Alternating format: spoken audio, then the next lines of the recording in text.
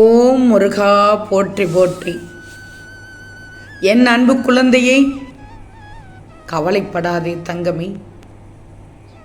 இந்த முருகன் இருக்க பயமே. உன் வேலையை மட்டும் நீ சரியாக செய்து வா. உன் வீட்டில் செல்வம் பெருகப் போகிறது. செல்வமும் சுபிட்சமும் நிலையாக இருக்கப் போகிறது. உன் வீட்டில் உள்ள தீய சக்திகள் அகன்றுவிடப் போகிறது. வைகாசி விசாகத்திற்குள் பார், உனக்கு பல நன்மைகள் கிடைக்கப் போகிறது. உன் மனம் இப்போது காலையில் எழுந்ததும் என்ன தோன்றியது? இன்று என் முருகனின் தரிசனத்தை பார்த்தால் நல்லா இருக்கும் என நீ நினைத்தாய் அல்லவா? இதோ உனக்காக என் தரிசனத்தை தர வந்துவிட்டேனே. நீ நினைத்தாய் நான் வந்துவிட்டேன். இப்போது என்னை பார்த்து விட்டாய் அல்லவா? பார்த்தவுடன் ஓம் முருகா என்று சொல். நிச்சயம் இன்றைய நாள் உனக்கான நாளாகவே இருக்கும். நல்ல நாளாகவே இருக்கும். என் தங்கமே, உனக்கு நல்லது நடக்கத்தான் போகிறது. அதை நடத்தி வைக்கவே நான் உன் வீட்டிற்கு இப்போது வந்துள்ளேன்.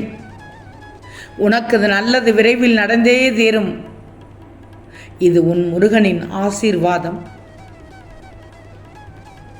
செல்வமே, நான் சொன்னால் சொன்னபடி நடக்கும். உன் விதி இப்படித்தான் என்று சொன்னவர்களுக்கு உறக்கமிட்டு சொல். உரத்த குரலில் சொல். சத்தமிட்டு சொல். என்னுடன் இருப்பது என் முருகன் என்று. விதியையும் மாற்றி காண்பிப்பேன். உன்னை புகழின் உச்சிக்கு கொண்டு செல்வேன். கலங்காதிரு, நான் இருக்கிறேன் உனக்கு. உனக்கு இந்த முருகன் துணை. ஒருவர் கஷ்டத்தில் இருக்கும்போது மனதார இவர் நன்றாக இருக்க வேண்டும் என நீ ஆத்மார்த்தமாக என்னிடம் பிரார்த்திக்கும் மனம் கொண்ட உன் எதிர்காலம் அருமையானதாக இருக்கும். சுயநலவாதி இல்லை என் பிள்ளை, நீ சுயநலவாதி இல்லை. என்னை நினைத்தால் போதும். என்னை பிரார்த்திக்கும் அனைவரையும் வாழ வைப்பேன். முடியாததை முடித்து காட்டிய அதிசயங்கள் பலமுறையும் முருகன் உன் வாழ்வில் உண்டு என்பதை மறக்காதே. நான் இருக்கிறேன் உனக்கு. இந்த பதிவை படிக்கும்போதே உன் மனதில் புது நம்பிக்கை பிறக்கும். என் பிள்ளையே, மகிழ்ச்சியான செய்திகள் வரும். இதை கேட்டு முடித்த 60 நிமிடத்தில் நிச்சயமாக ஒரு நல்ல செய்தி, மகிழ்ச்சியான செய்தி உன்னை தேடி வரும். பிரிந்த நட்புகள் உன்னிடம் வந்து சேரப்போகிறது. இன்பமான செய்திகளை பகிர்ந்து மகிழ்வாக இருக்கப் போகிறாய். உன் முகத்தில் படிந்துள்ள இருண்ட கவலைக்கோடுகள் மறையப் போகிறது. எதிர்பாராத ஆச்சரியங்களை உன் வாழ்க்கை துணை உனக்கு தருவார்கள். அன்பும் மகிழ்ச்சியும் உன் வீட்டில் நிறைந்திருக்கும். சில மாதங்களுக்கு முன் ஒரு விஷயத்தில் நீ கண்ணீர் வடித்தாய். தாரை தாரையாக கண்ணீர் சிந்தினாய். ஆனால் அதை நான் புன்னகையாக மாற்றிவிட்டேன் அல்லவா? அப்போது நீ நினைத்தது வேறு, இப்போது நடந்தது வேறு. உன்னுடைய நேற்றைய பிரார்த்தனையில் வெளியில் சொல்ல முடியாத சோகம் இருந்தது. பெருத்த சோகம் இருந்தது. அதனையும் சரி செய்ய உதவப் போகிறேன். கடவுள் உன்னை சிரமத்தின் எல்லைக்கே கொண்டு சென்றாலும் நீ அவரை நம்பு. ஏன்னா 2 விஷயங்கள் மட்டும்தான் நடக்கும். ஒன்று, உனக்கு அவரே காப்பாற்றுவார், அல்லது சிரமத்தை சமாளிக்க கற்றுத்தருவார். அவ்வளவுதான். என் தங்கமே, நான் ஒன்று சொல்கிறேன், கேட்கிறாயா? இதை மட்டும் செய், போதும்.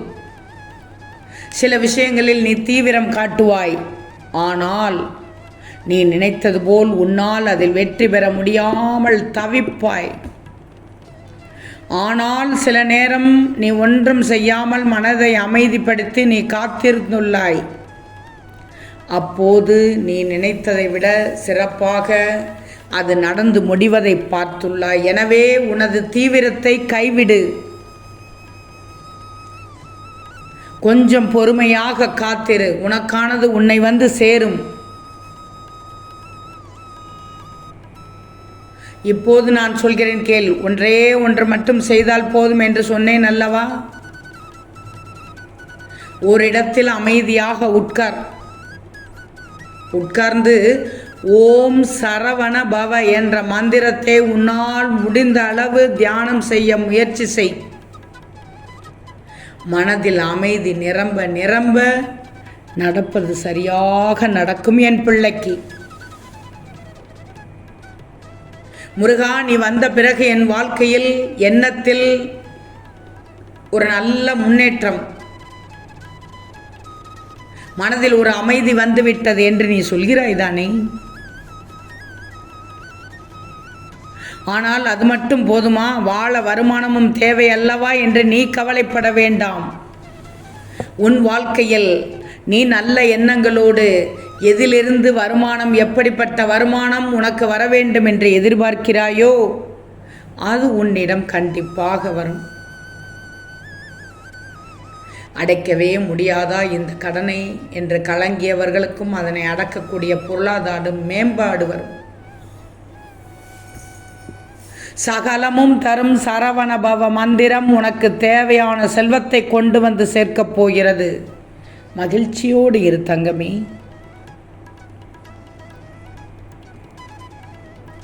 முருகா, நீ என் வீட்டிற்கு வந்துவிட்டாய். நீ வந்த உடனே என் கஷ்டமெல்லாம் தீர்ந்து போய்விட்டது.